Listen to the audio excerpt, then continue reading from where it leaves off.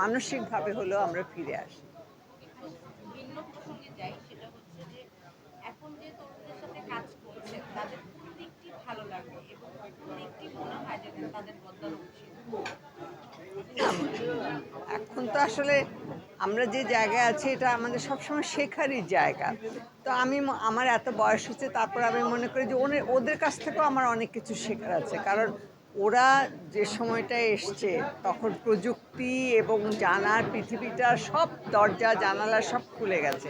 সুতরাং আমারও অনেক কিছু জানার তাদের কাছে আছে। আমি তাদের কাজ দেখে মুগ্ধ হই। তাদের তাদের যে চরিত্রের সঙ্গে আমাদের আমাদের জানার মধ্যে অনেক খুঁত ছিল। এই ক্ষেত্রে বলবো যে আমরা প্র্যাকটিক্যালি অনেক কিছু জানতে পারতাম না, শিখতে পারতাম না, কিন্তু ওরা সেটা জেনে শিখে তারপরে আসছে এবং ওদের চর্চার যে ব্যাপারটা পরিধিটা সেটা অনেক ব্যাপক। তো সেই জন্য আমি মনে করি যে ওদের কাজগুলো আমার সবার ভালো লাগে। তবে একটা কথা বলবো যে প্রশংসায় একেবারে না হয়ে আসলে কি নিজের মূল্যায়নটা নিজেকে করতে হবে। সেই মূল্যায়নটা যদি নিজের মূল্যায়ন, কাজের মূল্যায়ন নিজে চিন্তা করে বোঝে, তাহলেই সে আরো সামনে এগিয়ে যেতে পারবে আর কি। আচ্ছা, আমি একটা বিষয় জানতে চাই, যেটা হচ্ছে মানুষের বয়সের স্থিরতা থাকে, তার ব্যক্তিত্বের স্থিরতা থাকে। আমরা আপনাকে সবসময় যেরকম এই স্থিরতায় দেখি, কিন্তু স্ক্রিনে ক্যামেরার সামনে দাঁড়ালে আপনার একটা আলাদা এনার্জি চলে আসে। সেই এনার্জি সোর্সটা কি? এটা ঈশ্বর প্রদত্ত বলবো।